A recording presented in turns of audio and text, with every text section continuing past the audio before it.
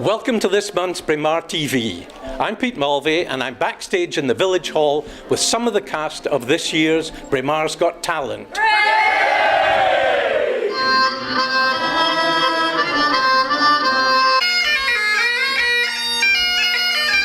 But first, news of big developments in the Games Park.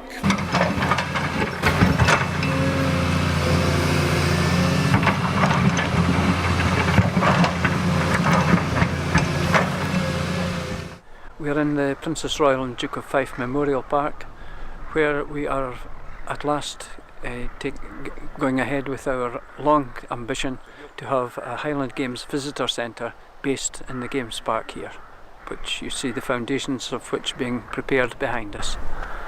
And what was here previously?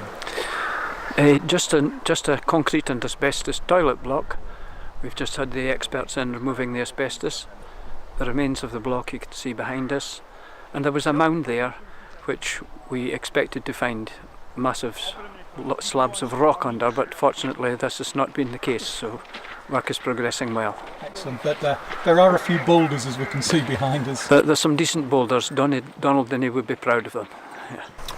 And is it a local company that's undertaking the work? It's a company from Bankery, Gordon Mitchell. And he's very keen to get started. His men seem very enthusiastic. And what's the purpose of the building? The purpose of it is to showcase Highland Games in Scotland in general, Braemar in particular, and to hopefully encourage, we'll be having youth events off and on, workshops, to encourage youth to come into the Highland sports, and just hopefully tourists will visit it and want to go to a Highland Games while they're on holiday somewhere. And what sort of things are going to be in the exhibition centre when it opens? It's going to be memorabilia and artefacts from the 200 years of history of the Braemar Royal Highland Society, and there will be some artefacts from a collection further down the valley and from the Scottish Tartans Association. And will the project be completed, do we think, for the Braemar Gathering next year? The plan is for it to be completed 2 weeks before the Braemar Gathering next year. And when will there be a grand opening? I would imagine there will be a grand opening, yes. Next year is a busy year for us with the Highland Games, where we have the Canadian massed bands and the RAF celebrating their 100th year. So it could be quite a gathering next year? Could be quite a gathering, yes. Book your tickets early.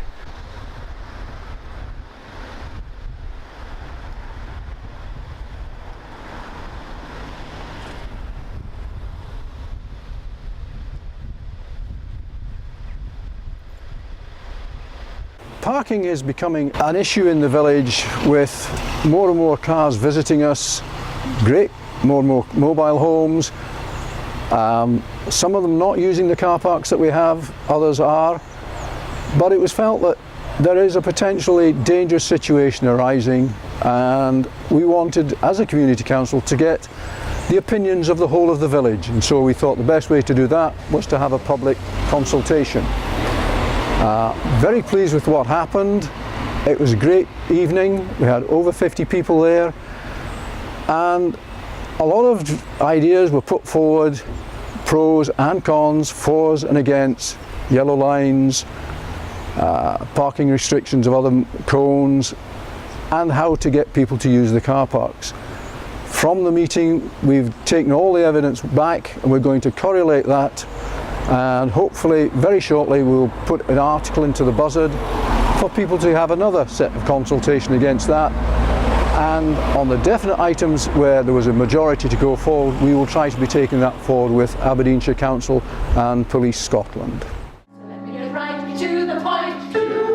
I don't pop my cork for every guy I see. Hey, big spender! Hey, big spender! Hey, big spender! Hey, big spender! Hey, big spender! Hey, big spender! Spend a little time with me. Spend a little time with me. Spend a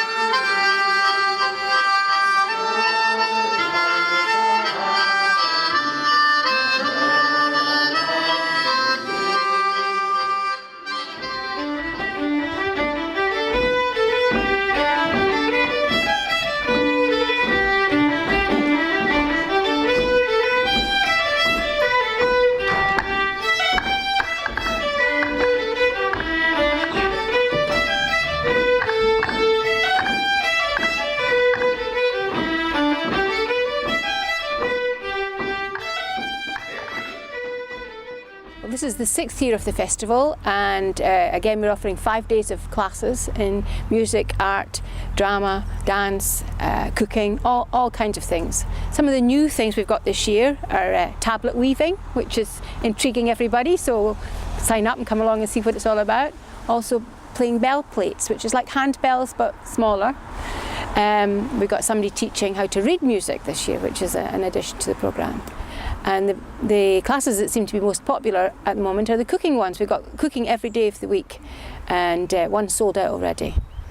In addition to all the classes, we have our usual evening entertainment, the Braemar Festival Creative Quiz, where you have to be creative as well as knowledgeable, and a dinner at Braemar Lodge, where there'll be some impromptu entertainment that we're not telling anybody about at the moment, and then a ceilidh on the Friday of the week. We've got salsa dancing, an actual Cuban gentleman coming to teach us salsa dancing on Sunday, which is another new thing. Drama this year is cut down to just half a day, but we're looking forward to welcoming Drew Young from Bankery, who I'm told he's really great at teaching drama, so we're really looking forward to that too. It has grown in the number of days, the number of classes, and also the number of people that take part.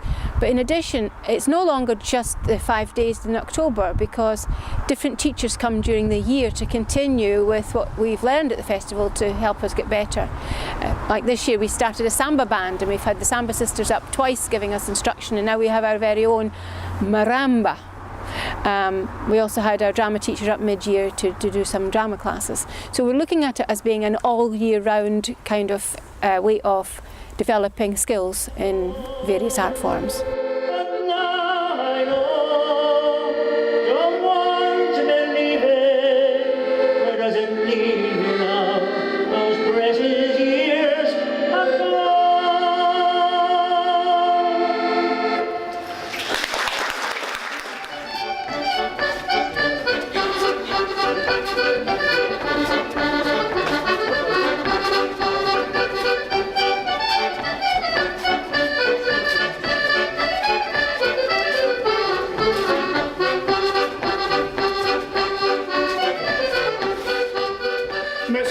She could bend the house, the wye was dark and creakit. She could heels the gowdy o'er the pig, for faith she never lookit. And she let out a scarl that would have paralysed a tucket at McGinty's meal and ale, for the pig on the spree. They were howling in the kitchen like a caravan of dinkies, and some were playing ping-pong, others diddly-winkies. For up the how and down the how you never saw such jinkies as McGinty's meal and ale, for the pig on the spree.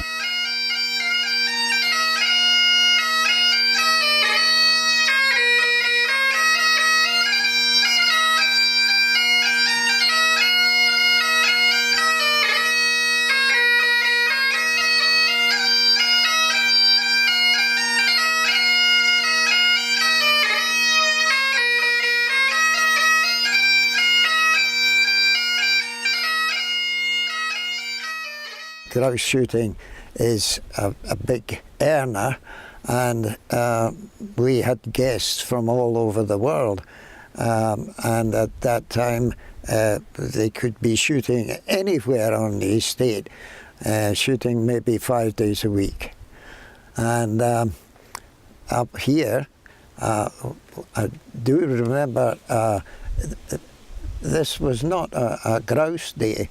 This took place in winter when the keepers were at the Hinds, and the loch behind me was frozen solid at that time, and they'd been way out at the far end and shot a number of hinds, and they got them back down to the larder here by attaching them to a rope and to the Land Rover, driving the Land Rover right down the loch on the ice. I think it was Archie Davidson who was the driver, Donald MacDonald, who was the head keeper. I didn't think he trusted the strength of the loch, so he walked back to here. Some of the guests stayed in the big house? Yes, they all stayed there and as guests, as paying guests of Captain and Mrs. Farquharson, and were royally fed. But usually the evening meal was prepared by a professional chef brought in for the job. The house staff was increased by quite a number of ladies, and there was always a professional butler in charge. And the late Mrs. Farquhar was a very colourful character, wasn't she? Well, she certainly was, and took a great interest, really, in everything on the estate. She was not very good at writing letters. They were practically indescribable. I remember getting a letter from Lord Lansdowne, who was a great friend of the Farquharsons, and he said, I can quote the letter, he said, "Dear Mr. Petrie, I enclose a letter from Mrs. Farquharson, which she appears to have written with her umbrella. Can you please decipher and let me know?" So we had to decipher her letter and have it printed out and sent to him.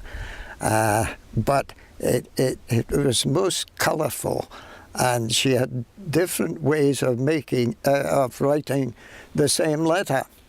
So that a B could be written in maybe 2 or 3 ways. And my accountant in the office at the time, Bob Lay, he eventually produced a poster which we hung on the wall, showing the various letters and how they should be translated.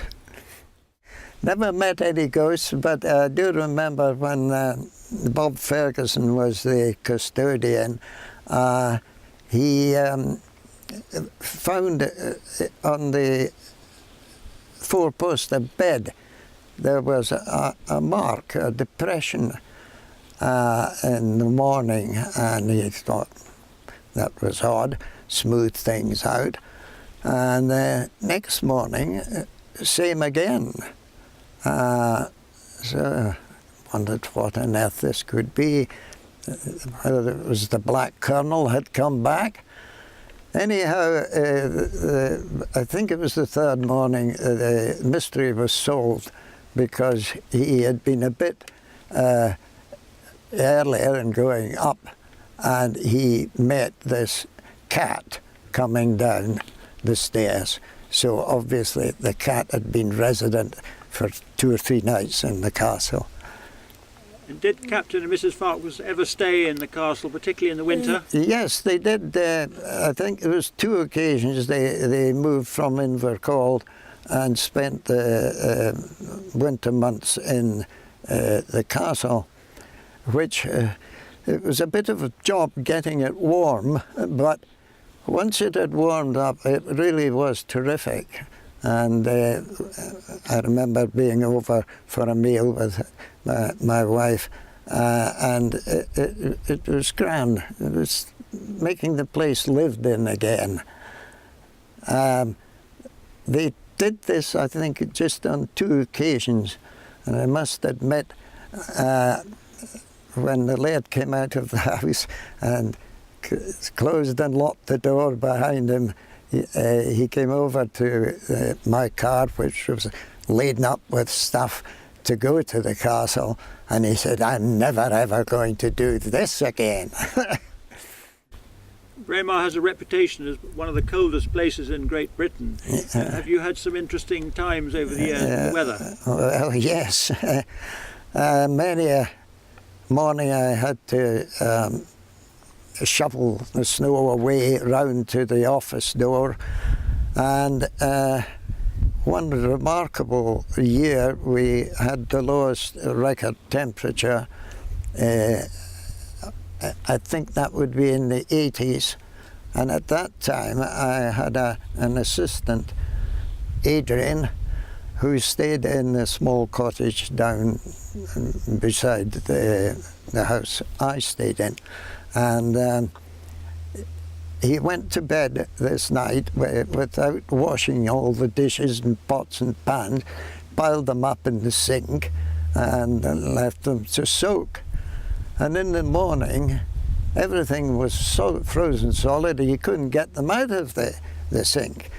And anyhow, eventually, when the thaw came, which was weeks and weeks afterwards, this morning I looked out and here was Adrian coming out holding up the pots and pans still frozen in the shape of the sink. And he put that down in front of the house to thaw in the sunshine. So that shows how cold it can get in Braemar.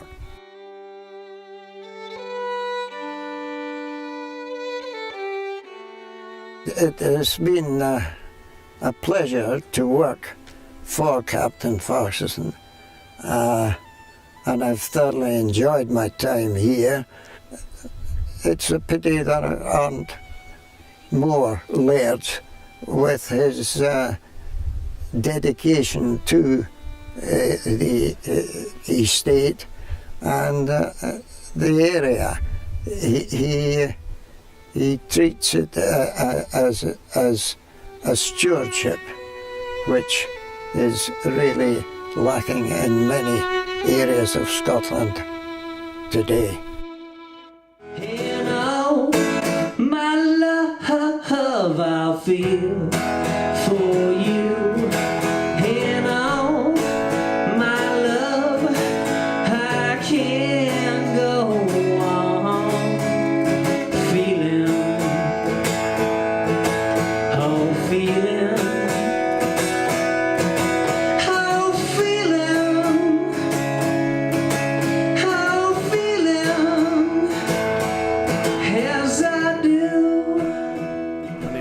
Andrew from Braemar Gallery. I've been here 18 years. The gallery sessions, when did they come about? They came about early this year with Ross White, essentially. I'd been kind of not working with, but I had been facilitating Ross and a guy called Alistair Roberts. They were staying in Braemar, writing some site-specific music involving Braemar and their responses to living in Braemar for a 4-week residency. So I knew Ross, and he is an electronic composer, and I knew him through the Sound Festival from Bankery Barn. And he came with another Alistair White, and he's a Gaelic singer.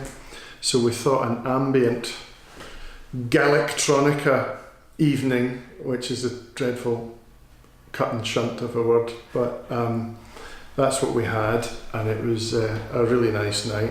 Worked very, very well. So we wanted to do more. So how did it develop from there? Yeah, okay. So it's been a very organic state of affairs.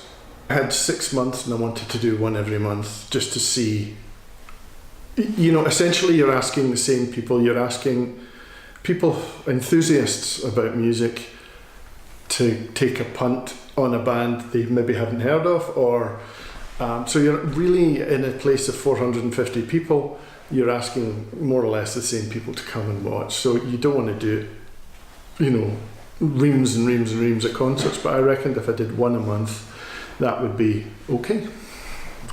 So really this is an opportunity for people to see bands that they've probably not only not seen before, but possibly even not heard of. New bands are developing. I guess so. We're looking at new bands a lot.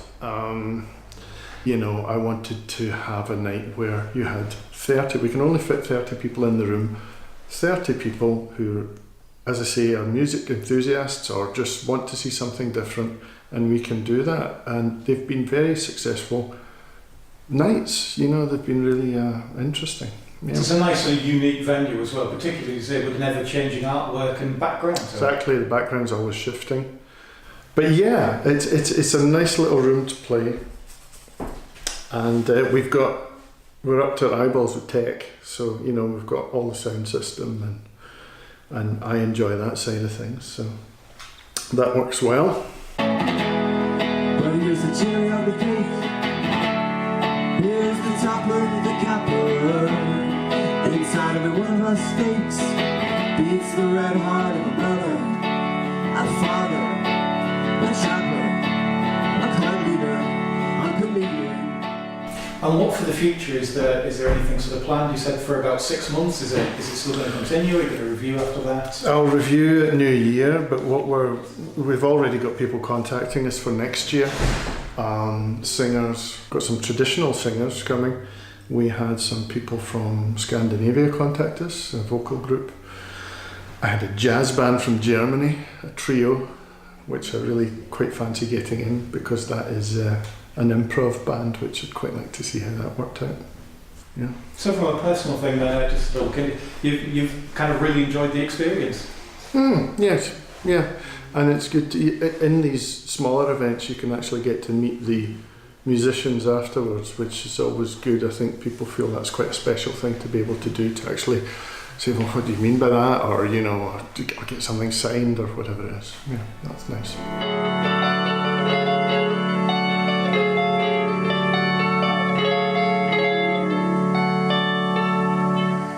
And an amateur rapper.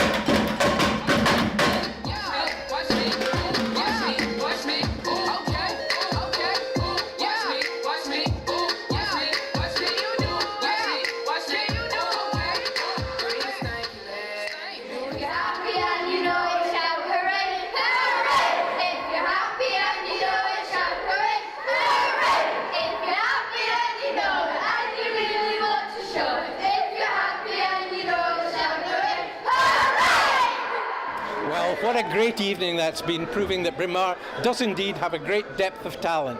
Well, this is me, Pete Mulvey, signing off from Braemar TV until next month. Bye for now. How are you doing? My name is Mark W. Johnson.